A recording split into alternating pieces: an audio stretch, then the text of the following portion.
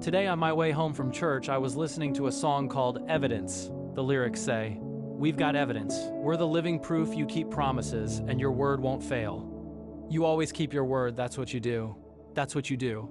This song struck a chord with me because it made me reflect on the faith I have in God versus the faith I place in people or things. In 2 Corinthians 5-7 it says, "For we walk by faith, not by sight." Yet, I find myself committing more to believing in what the world says than in what God has promised. Every morning I go through life believing that everything will work as it should. I believe that when I start my car, it will get me from point A to point B because it always has.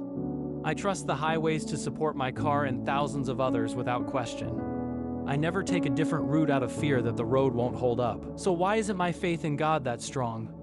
Time after time, He has woken me up, put a roof over my head, ensured my bills are paid, and provided food for my family.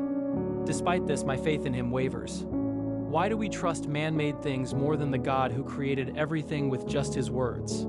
It's embarrassing because looking back, He has always provided, regardless of how strong or weak my faith was. God is the type who shows up even when our faith is lacking. So I ask you today, what's holding back your faith? Do you not trust that God will do what He says? God's word cannot and will not return void. The promises He made to you must come to pass, but we must do our part. We can't expect Him to fulfill His promises if we lack faith and trust in Him. Like the song says, we have the evidence and His word does not fail.